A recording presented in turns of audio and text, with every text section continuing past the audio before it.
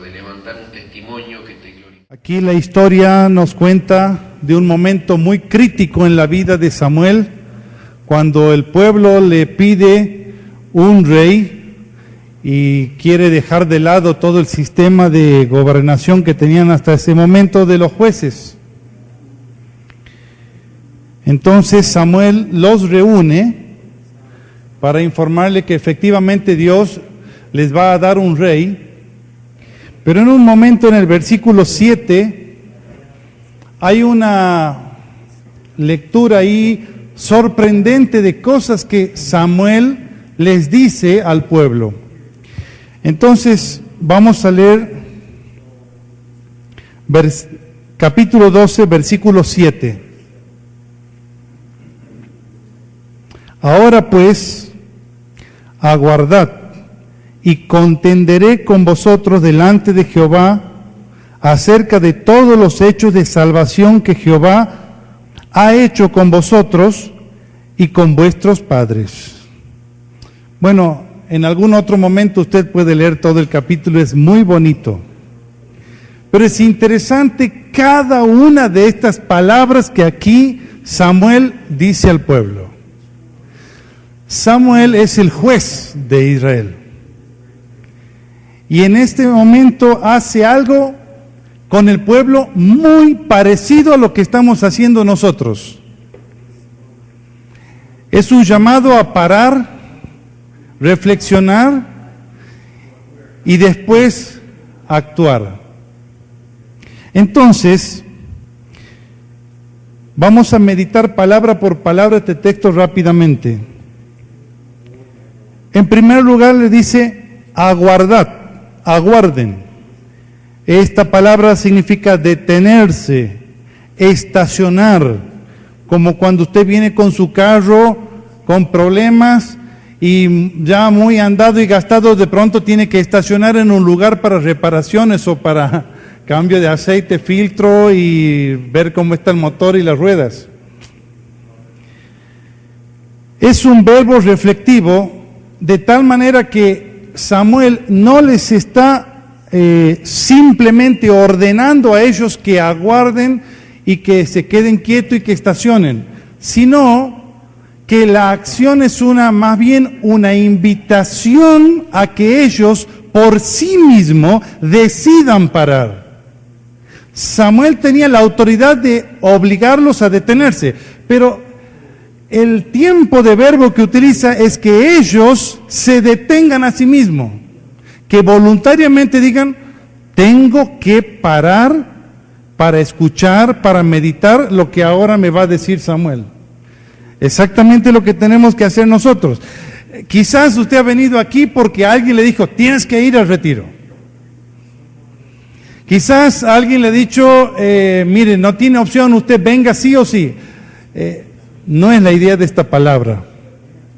Quizás usted le ha dicho a su esposa, ¿qué piensas? Vamos a descansar allá. O tal vez su esposa le ha dicho, venga. Aquí el pueblo tenía la opción de irse o de quedarse. Pero la idea es que decidan voluntariamente de corazón parar para reflexionar. La siguiente palabra es contender, discutir, que usa ahí el juez Samuel. Esta es la acción de un juez que está dictando un veredicto. Me encantan esas series televisivas donde hay un juicio en vivo en la televisión y las partes exponen sus razones, pero luego el juez da un veredicto. Normalmente ese veredicto está muy meditado, muy estudiado, y desde la madurez del juez da las razones y siempre son severas, justas, exactas, hasta podría decir razones matadoras. Y la gente cuando escucha el veredicto no solamente acepta la condena o la absolución, sino que acepta el porqué de eso que está el juez impartiendo. Cuando le dice contenderé o discutiré con ustedes, no es que el pueblo iba a responder y Samuel entonces iba a contestar y se iba a entablar un diálogo. No. El pueblo debe quedarse callado y escuchar las razones de este juez Samuel. Luego dice, vengan y lo aguarden, contenderé con ustedes en la presencia de Jehová. Y es interesante la palabra hebrea que usa se traduce en español la presencia de Jehová. Porque en hebreo utiliza, vengan debajo de las alas del que es prodigioso. En diferentes oportunidades Dios se presenta como una gallina que cuida sus polluelos o como un águila que está cuidando a su cría, que extiende sus alas para cuidarlos. Y esta es la invitación de Samuel. No es simplemente, aquí está el pueblo parado y allí está parado en la presencia de Dios, o Dios está en la nube. La invitación es, vengan a cubrirse bajo las alas del que es prodigioso. ¿Por qué dice del que es prodigioso? En un momento más vamos a ver los hechos prodigiosos que Samuel va a describir. Dice en Salmos 17:8, guárdame como a la niña de tus ojos, escóndeme bajo la sombra de tus alas. Luego Salmo 36:7 dice, cuán preciosa, Dios, es tu misericordia, y por eso los hijos de los hombres se amparan bajo la sombra de tus alas. Y esta es una visión preciosa de entender qué es lo que pasa cuando los siervos de Dios, o cuando los hijos de Dios, o cuando el pueblo de Dios reconoce a Dios, que está extendiendo sus alas de protección, de cuidado, de misericordia. Y este Dios es el Dios que hace milagros y prodigios. Y ante ese Dios que extiende sus alas para proteger, es que uno tiene que aguardar en silencio y escuchar las razones del profeta o del juez.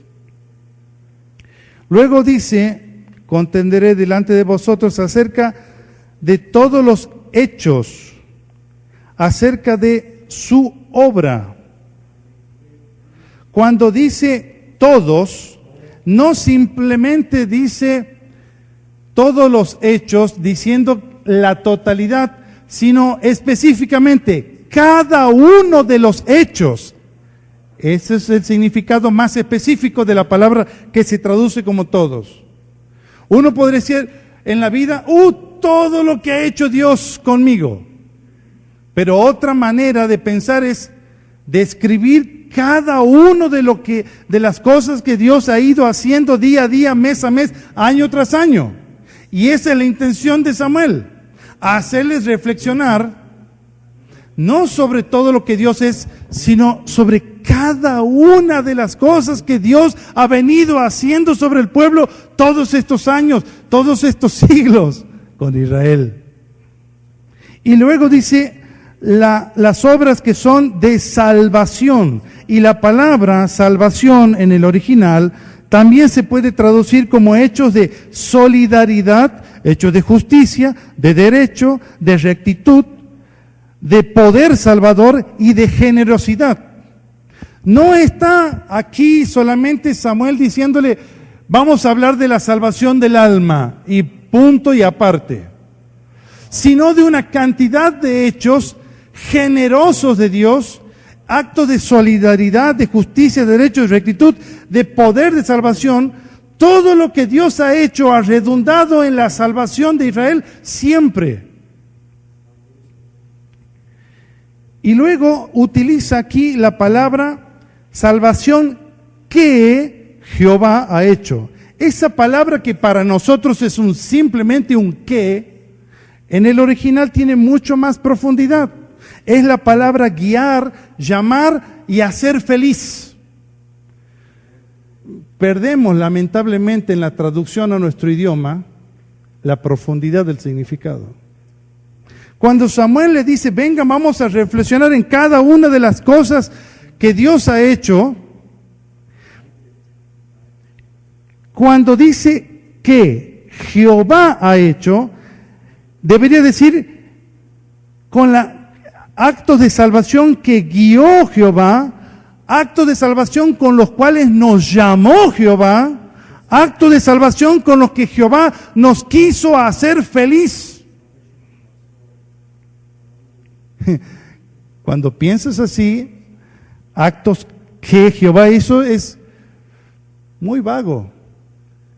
Pero actos de solidaridad, de salvación, de hechos poderosos, con los cuales nos guió el Señor, con los cuales nos llamó hacia Él, con los cuales Él quiso que nosotros estemos satisfechos, contentos, gozosos, felices.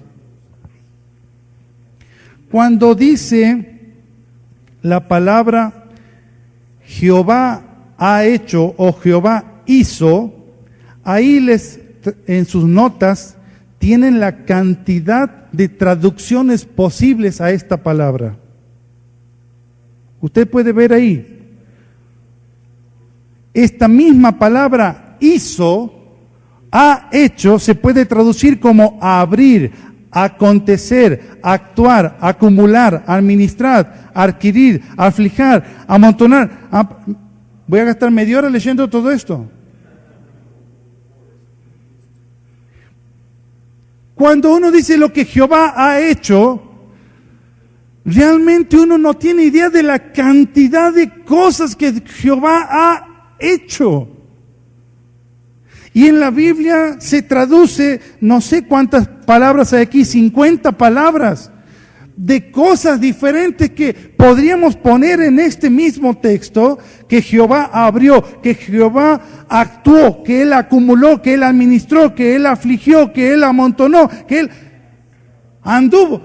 Y es tremendo. Y adquiere otra dimensión lo que Jehová ha hecho.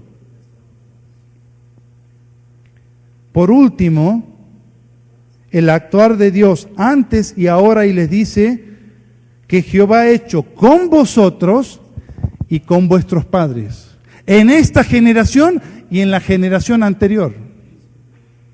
Vamos ahora a resumir un poco, después de esta meditación palabra por palabra, lo que Samuel está haciendo.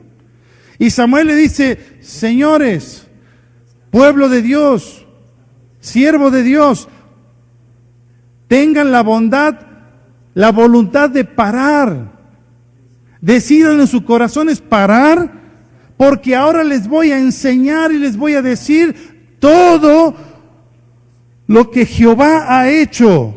Vamos a pararnos delante del que extiende sus alas y nos protege, que nos ha guiado, nos ha llamado para nuestra felicidad y ha hecho toda esta cantidad de actos prodigiosos a ustedes y a la generación anterior. Esto ha pasado hace tanto tiempo y ha sido tan impactante en su momento que tiene que haber un momento en que nosotros también ahora paremos. Y doy gracias a Dios el privilegio de estar aquí. Y he venido por mi propia voluntad y por la gracia de Dios para parar y para escuchar. Ya me siento tan bendecido de las enseñanzas que los hermanos han dado, que le doy gracias a Dios. Y de lo que escucharemos. Ahora aquí hay algunas cosas. Samuel está en el medio de un cambio de paradigma. Venimos de los jueces y vamos hacia los reyes. Esta generación está desechando todo el pasado y queriendo una nueva manera de trabajar. Esto me hace acordar a nosotros mismos cuando estamos diciendo, no, todo lo que han hecho nuestros mayores antes ya no va más, ahora queremos una nueva manera. Lo interesante es que Dios no rechaza ni lo de antes ni lo de ahora. Dios acepta el pedido a pesar de que le están rechazando a él. Y cuando Samuel habla con Dios, dice: Samuel, no te pongas mal, no te han rechazado a ti, sino que me han rechazado a mí. Y ahora quieren rey, pues van a tener rey. Y les dio reyes. Avísales cómo les va a ir. Pero quieren reyes, van a tener reyes. ¿No les gusta cómo fueron gobernados antes? Bueno, vamos a gobernarlos diferente. Pero siempre El Señor será el Señor, antes y después. El mismo Samuel dice, aunque ustedes han desechado a Jehová y aunque yo he estado con ustedes sirviéndoles todos los días y ustedes me han examinado y saben que estoy bien, igual voy a seguir con ustedes enseñándoles, a pesar de que ahora hay otra manera y que a Samuel no le gustaba, pero el mismo Samuel tiene que ir y ungir a Saúl, ungir a David y acompañarlos en el proceso.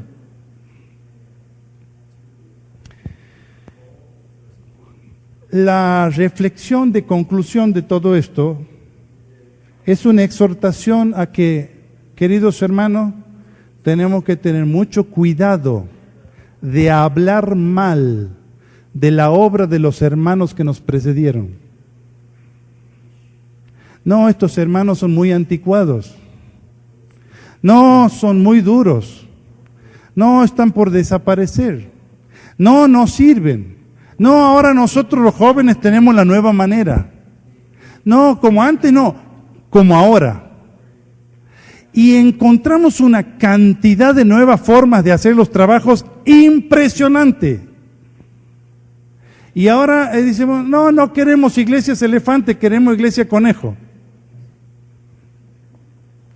Ojo, porque si las iglesias elefante las estuvo haciendo el Señor, son iglesias del Señor. No, a mí no me gustan las iglesias conejo porque los conejos se mueren rápido. Ojo, que si las iglesias conejos las está haciendo el Señor, las está haciendo el Señor. Tenemos que tener cuidado porque son hechos prodigiosos de Jehová. Y cuando rechazamos a los hombres de Dios o al actuar de Dios, no estamos rechazando simplemente las costumbres viejas y las tradiciones viejas y los hombres viejos. Estamos rechazando el actuar del Espíritu Santo en esos hombres. Y tenemos que tener cuidado. Ahora en un momento les voy a contar un poco de la historia de Santiago del Estero. Pero quiero confesar que muchas veces desde joven me junté con mis compañeros jóvenes a hablar mal de los ancianos, de los pastores. Y yo personalmente y junto con mis compañeros criticamos mucho, dijimos muchas veces, no, si quieres hacer las cosas bien, tenemos que irnos de aquí y fundar una nueva iglesia, estos viejos no van a cambiar nunca. Qué ignorantes que somos e irrespetuosos de la obra del Señor. Porque esos hombres Dios los levantó en su tiempo y a su manera, y ellos hicieron lo mejor en su tiempo. Y lo hicieron para el Señor, con defectos, con virtudes, e igual lo haremos nosotros, y la próxima generación, si Dios lo permite, también se levantará y dirá lo mismo de nosotros, estos viejos. Reconozcamos siempre al Señor en cada hermano, no importa los defectos que tenga, y aceptemos los cambios, porque los tiempos cambian. Y como Samuel, aunque protestando y renegando, aceptó y él mismo ayudó a que se inicie la monarquía, nosotros también debemos acompañar los cambios y adaptarnos y saber que la obra es del Señor. Bueno, aquí termina la primera parte.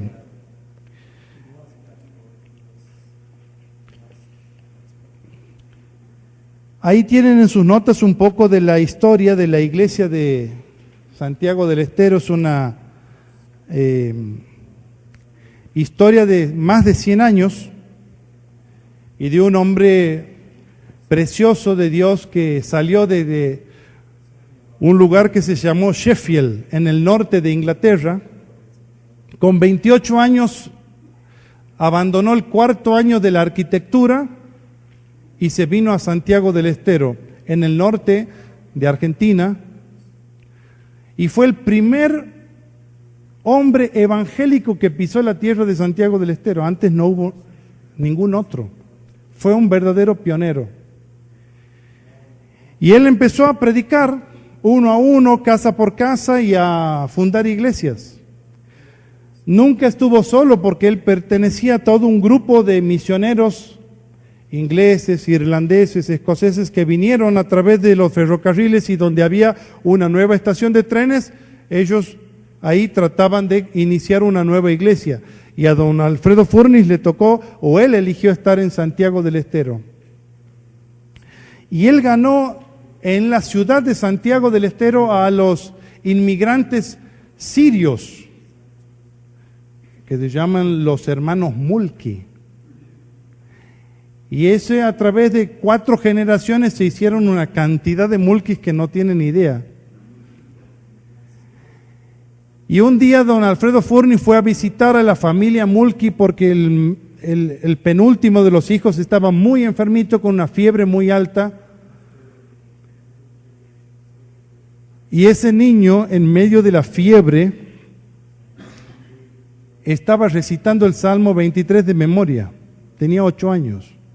Y don Alfredo Furnis escribe en una de las cartas de reporte de su obra a Inglaterra, dice: hoy fui a visitar a un niño de 8 años que estaba enfermo de fiebre.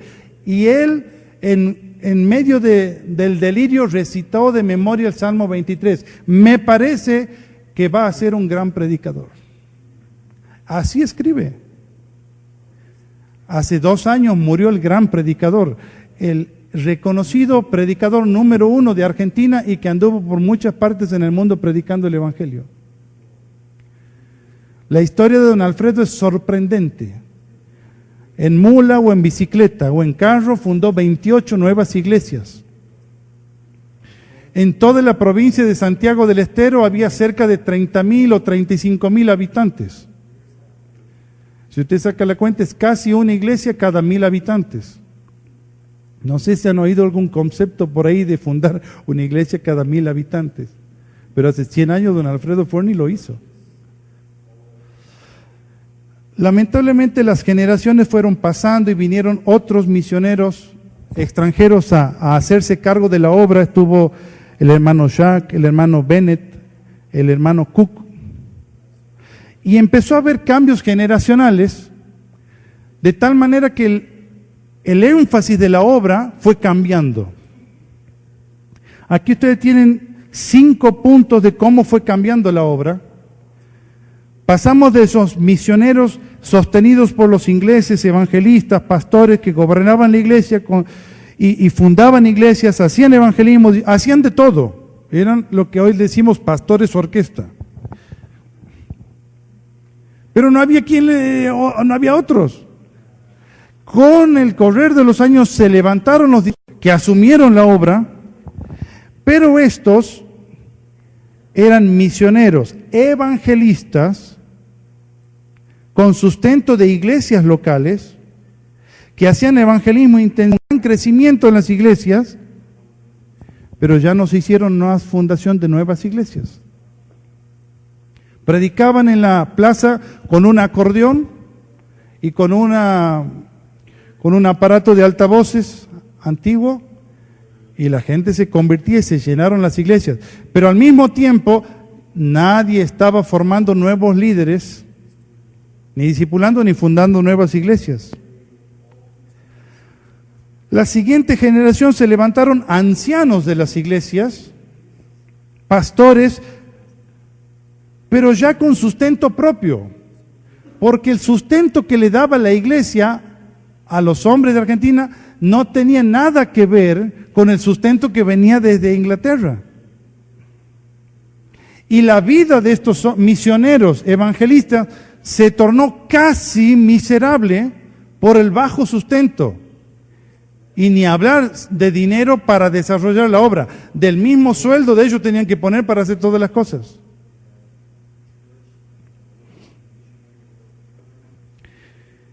En esta tercera generación, el evangelismo se tornó solamente de domingo y en la iglesia. El énfasis fuerte fue: pongamos a estudiar la Biblia para que tengamos bien la doctrina y ninguna mala doctrina invada la iglesia. Y se enfocó tanto en el estudio bíblico que se perdió el discipulado intencional de transmisión de vida.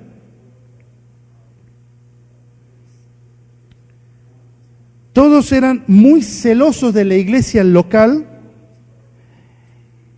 y estaban muy alertas a cualquier organización que quiera penetrar a la iglesia local. Lo veían como una amenaza. La siguiente generación eran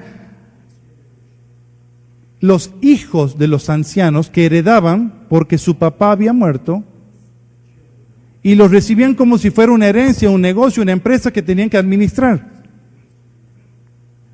Y como esos ancianos no habían formado nuevos líderes espiritualmente, y le decían, y bueno, vos sos el hijo del anciano, hacete cargo. Y se hicieron cargo. Pero vamos perdiendo calidad y objetividad. Para esta altura, de las 28 iglesias que había comenzado don Alfredo Forni, ya quedaban unas 10 o 12. Las otras se habían cerrado. Pero tenemos que rescatar que dentro de todos estos tiempos siempre hubo hombres que hicieron la obra de Dios. Siempre hubo creyentes que a pesar de, fueron fieles al Señor. A partir de los años 80, el Señor comenzó a levantar una nueva generación de jóvenes dispuestos a estudiar la Biblia, a cuestionar las prácticas que había heredadas del viejo don Alfredo Furnis y que habían quedado obsoletas. En su momento eran muy buenas, pero ahora ya no. Y hubo un despertar de muchos hombres y mujeres en la iglesia que sintieron el deseo de servir al Señor, pero también de prepararse. Simultáneamente en Argentina se abrieron institutos bíblicos, el Instituto Bíblico de Palabra de Vida fue una bendición. Los hermanos en Buenos Aires fundaron un instituto bíblico que se llamó Jorge Müller, que sigue hasta hoy. Y hubo un retorno y un avivamiento. Y un deseo de fundar nuevas iglesias. Pero ¿cómo lo hacíamos? Nadie sabía cómo porque ya nadie más había enseñado. Entonces,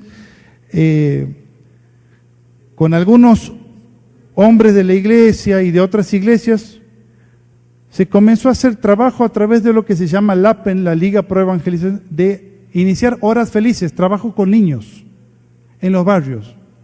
Y en algunos de los barrios, trabajar para que los papás también conozcan a Cristo. De ese trabajo nacieron algunas nuevas iglesias, con muchísimo sacrificio.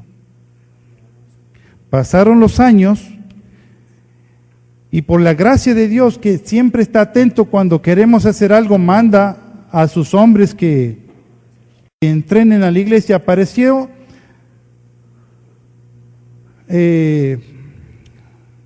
don Eduardo Buldain, no sé si lo conocen, David Ibarra, John William, y nos presentaron el movimiento de E3. Y la fundación de iglesia en Santiago del Estero cobró un propósito, un norte, y empezamos a aprender a través de los cursos que nos enseñaron cómo expandir el trabajo. Y fue más ordenado, más organizado, y sigue siéndolo hasta el día de hoy. Mucho más lento de lo que nosotros quisiéramos, y lleno de debilidades y defectos, pero así fue. Ahora, en este momento, en Santiago sigue habiendo un despertar a fundar iglesias. Los hermanos que ya están en las nuevas iglesias, todos tienen en su corazón el fundar nuevas iglesias, de tal manera que hay iglesias que ya han fundado a su vez nuevas iglesias, iglesias hijas, iglesias nietas. Y espero en el Señor que ese movimiento continúe, no pare, y dentro de algunos años veamos muchas iglesias nuevas nacidas. Hasta aquí la segunda parte.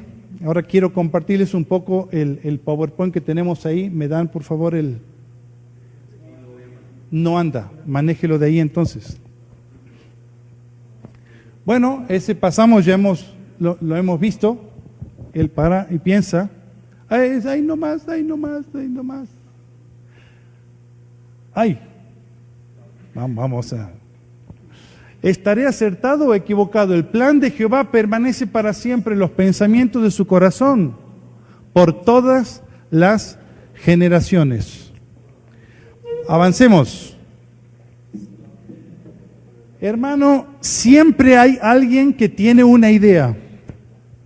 La respuesta es: póngala en práctica. Ayer escuché una muy linda idea de hacer iglesias conejos. Mañana va a haber alguien que va a decir: hagamos iglesias ratas, porque las ratas se hacen más rápido que los conejos. Y bueno, hágala, póngala en práctica. Si el Señor se lo muestra, y si usted piensa que va a funcionar, dentro de 20 años vamos a saber. No piense de más. Hay hermanos que están tanto tiempo pensando qué método usar que al final no hacen nada. Avance. Piense, pero ni tan poco, ni tan mucho. Trabaje. Avanzamos. Renueve la mente. El hermano hablaba de vacas sagradas. Bueno, el tema es que las vacas sagradas que uno desecha del pasado, después crea nuevas vacas sagradas en la nueva iglesia, y después cuando vienen los jóvenes uno no quiere que le toquen lo que uno ha hecho. Y uno tiene que renovar la mente y decir, bueno, posiblemente ahora hay un cambio, como le tocó a Samuel, entre los jueces y los reyes, y acompañar a la nueva generación. Avanzamos. Madure, tema fundamental. No sé si usted ha meditado en esto, pero si no hay madurez, no va a haber avance. Avanzamos. Siga el plan trazado. Una vez que usted ha diseñado un plan, escríbalo y siga hasta que llegue. Porque si en el medio empieza a cambiar por otro plan y viene otro y dice, no, esta manera es mejor, y va cambiando de plan, nunca va a llegar a ningún lado. Siga el plan, cumpla la meta, y una vez que ya realizó el objetivo, puede hacer otro plan. Avanzamos. Esta es una manera que permanentemente evaluamos nuestro trabajo en la iglesia. Tenemos un grupo de muy buenos estrategas en nuestra iglesia. Los principales son el hermano Adrián y el hermano David. Saben tanto de planificación estratégica y yo no sé nada, así que yo aprendo de ellos y ellos me guían. Pero mire, en esto siempre pensamos, la iglesia que tenemos, y entonces ahí analizamos cómo somos, cuántos somos, qué dones hay, qué podemos hacer. Luego, la iglesia que queremos, hasta dónde queremos ir, qué queremos hacer, y luego bajamos a la realidad, la iglesia que podemos. Entonces en un plan decimos, queremos tener 1000 miembros. Y después decimos, bueno, quizás si llegamos a 200 primero va a ser muy bueno, ¿eh? Entonces estas tres frases, si usted las escribe, le va a ayudar mucho a trazar el plan. La iglesia que tenemos, la iglesia que queremos, y luego la iglesia que podemos. Que normalmente cuando uno termina la evaluación de 1 año, de 3 años, de 5, lo que sea, se da cuenta realmente la iglesia que pudimos, la iglesia que el Señor nos permitió hacer. Avanzamos. Este es un mapa de Santiago del Estero. Allá hacia el norte está la ciudad de La Banda. ¿Tampoco funciona el láser? ¿O sí? ¿Me lo presta, por favor? Cada vez que le dé clic va a ir apareciendo una figura, creo. Ahí está. Eso es La Banda. Ahí nomás, no avance. Póngalo al puntito rojo, por favor. Ahí exactamente, o más o menos, está nuestra iglesia central, la iglesia donde nos congregamos.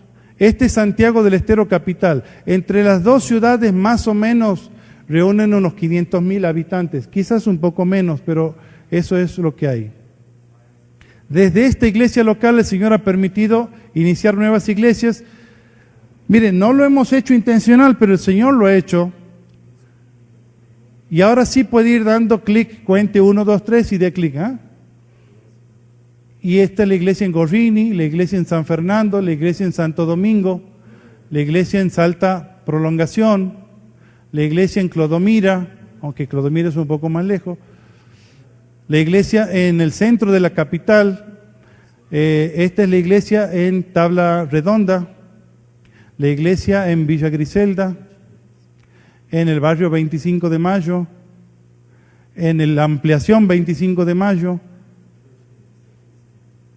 esta es la iglesia en Suriposo, la iglesia en el barrio Borges, la iglesia en Villa Borges, que es una hija de esta. ¿Se terminaron? Aquí una nueva. La de Villa Robles, que esta es una fundación de esta iglesia que se extendió. Esta es de Santo Domingo que se extendió a Villa Robles. Miren, y esta es la iglesia local o central. Y qué hermoso es ver cómo alrededor se fue extendiendo la fundación de iglesias de una manera que si lo hubiéramos planeado, no sé si lo hubiéramos hecho también. Porque se fue extendiendo estratégicamente para que a su vez, si el Señor bendice y esto continúa así, cada iglesia crezca en su zona y avance en cada uno hacia su zona estratégica donde está. Eso fue lo que sucedió en la banda. Ahora quiero mostrarles algunas fotografías. Pero antes de la fotografía, ¿qué le parece si prendemos las luces y hacemos un pequeño, una pequeña dinámica, un juego? Acéptenme, espero que ninguno se ofenda. Y vamos a dividirnos en dos grupos. Entonces, todos estos hombres que están por aquí así, para acá, se van allá, y todos esos hombres para acá. Y ahora vamos a parar un momentito el estudio y vamos a tener un juego.